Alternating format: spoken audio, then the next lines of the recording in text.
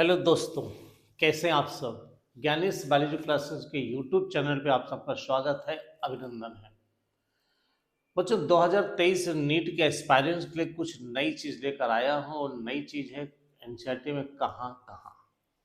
कुछ ऐसे शब्द होते हैं जो आपकी परीक्षा में निश्चित रूप से आते हैं, लेकिन वो एनसीईआरटी में कई चैप्टर में अलग अलग टॉपिक के अकॉर्डिंग अलग अलग पेजेस पर दिए होते हैं। तो क्या हम उसको एक जगह इकट्ठा करके संकलित करके आप तक पहुंचा पाते हैं? क्या आपने कभी ये सोचा है कि उन शब्दों को एक साथ पढ़ लें तो मुझे शायद कुछ वेटेज अधिक मिल जाएगा? इस तरह का विचार यदि आपके पास आया हुआ है तो ज्ञानेश सर के इस सीरीज में आप शामिल हो जाइए, एनसीईआरटी में कहाँ कहाँ। तो बच्चों, इस शुरुआत हो रही इस सीरीज की एनसीईआरटी में कहाँ कहाँ, इसलिए सभी एस्पायरेंट्स के लिए आज मैं कुछ मीठा लेकर आया हूं और मीठा है हनी बी का शहद। तो आज का जो मेरा टॉपिक है वह है हनी बी शब्द से रिलेटेड चीजें एनसीईआरटी में कहाँ कहाँ पर हैं। तो आइए चलिए, पहला पॉइंट मैं कुछ इस प्रकार से इसमें जिक्र करता हूं कि फर्स्ट पॉइंट डिस्कस करता हूं इस जगह पर, और वो ये रहा कि हनी बी बच्चों जब हम लिखते हैं तो चलिए मैंने हनी बी को लिख दिया है और एक छोटा सा क्वेश्चन है किस फाइलम को बिलोंग करता है, तो निश्चित तौर पर आप आर्थ्रोपोडा बोलोगे।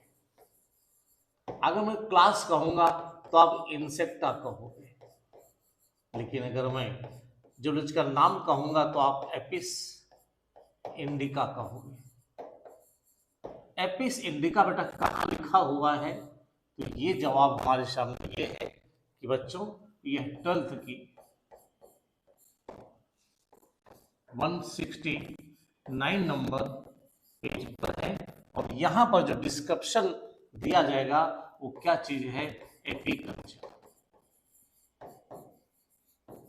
मधुमक्खी पालन।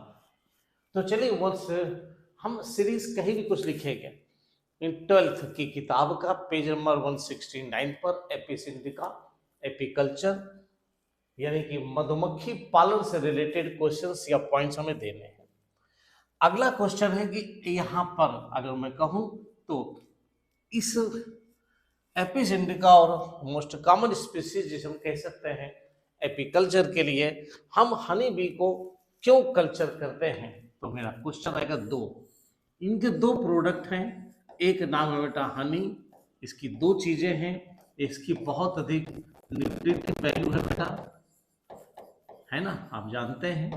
और दूसरी चीज की न्यूट्रिटिव वैल्यू के साथ साथ इसका कहां पर उपयोग हो रहा है, जब हम हनी की बात करते हैं तो बेटा इंडिजीनस मेडिसिन सिस्टम में इनका यूज किया जाता है। करेक्ट है।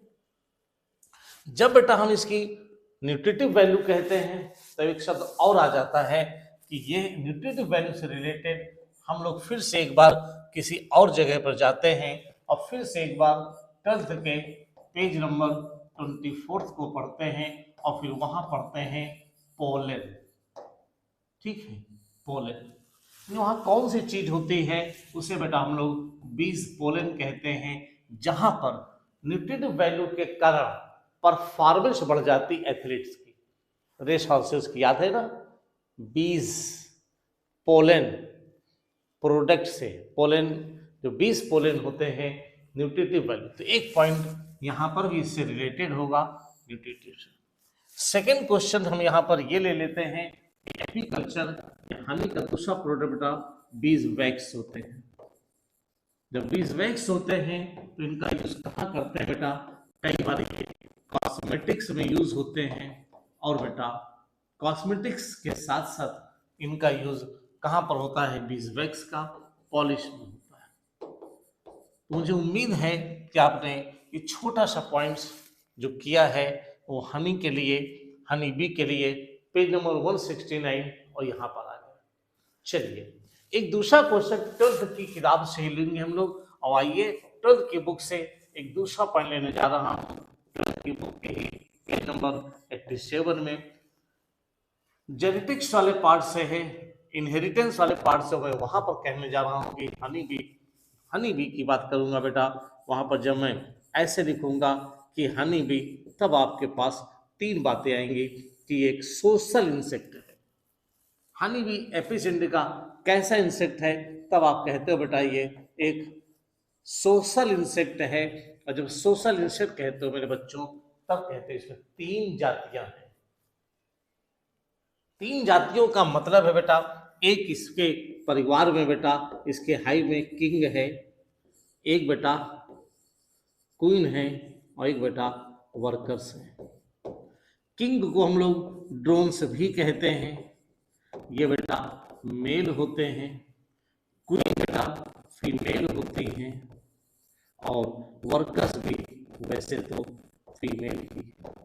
मेल बेटा यहाँ पर हैप्लॉइड होते हैं, और फीमेल और वर्कर बेटा यहाँ पर डिप्लॉइड होते हैं। मेल में बेटा 16 क्रोमोसोम है, इसमें बच्चों 32 क्रोमोसोम।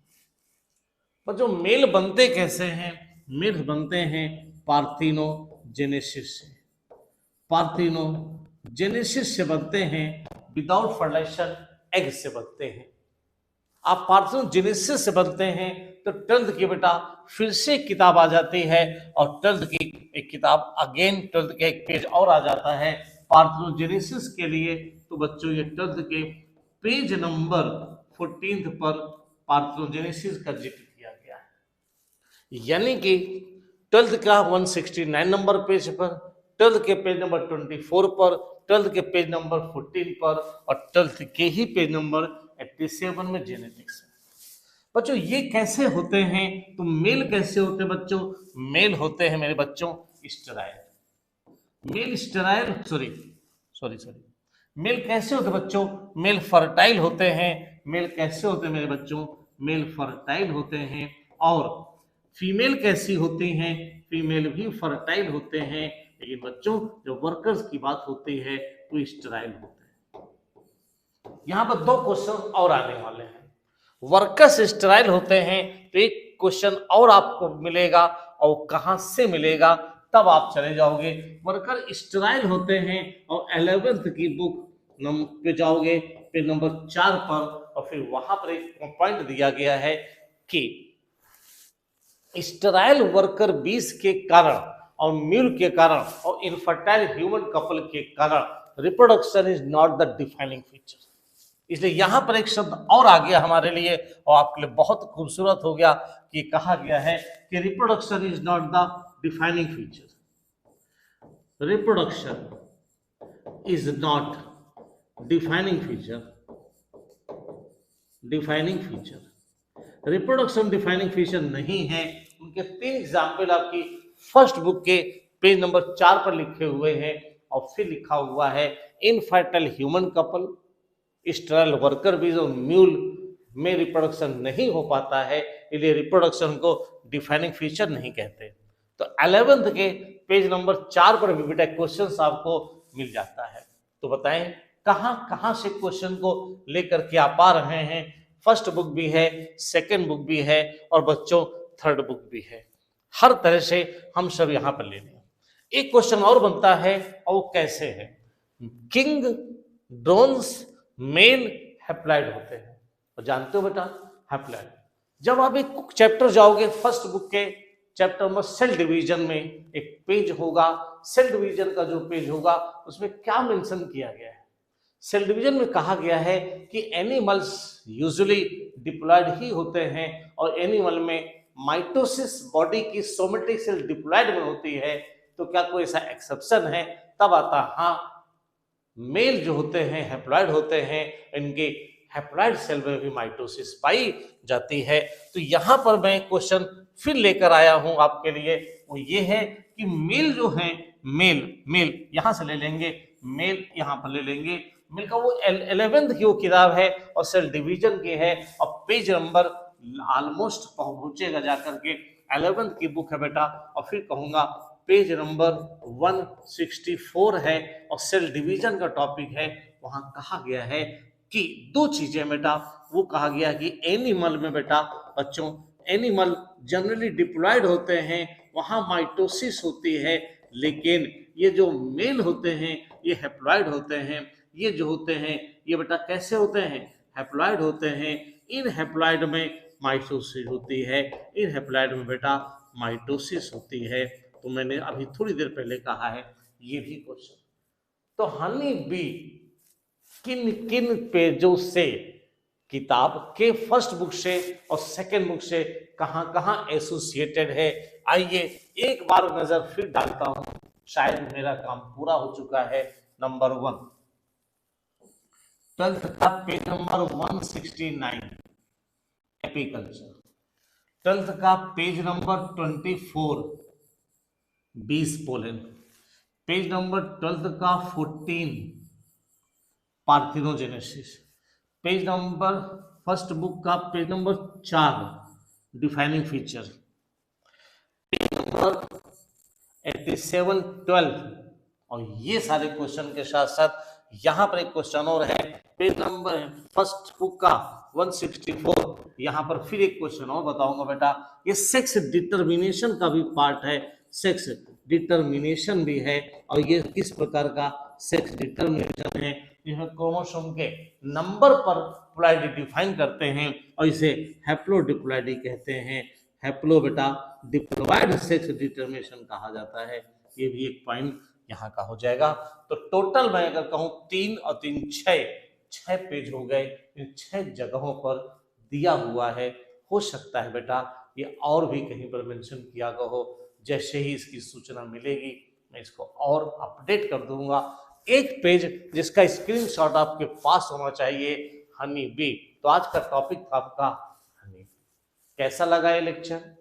निश्चित रूप से कमेंट बॉक्स में कमेंट जरूर दीजिए, आपके कमेंट का जवाब भी आएगा और बहुत से ऐसे शब्द होंगे, टर्म्स होंगे जो आपके लिए बहुत बेनिफिशियल होंगे।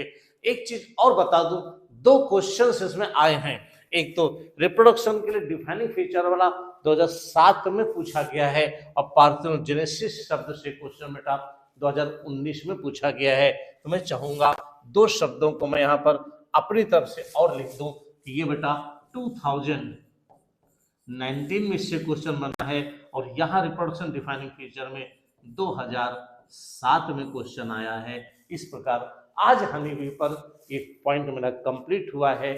इसके कुछ और भी शब्द होंगे, पॉइंट्स होंगे, बहुत जल्दी मैं नेक्स्ट वीडियो में नए शब्द के साथ आपके सामने फिर से उपस्थित होऊंगा। Thank you.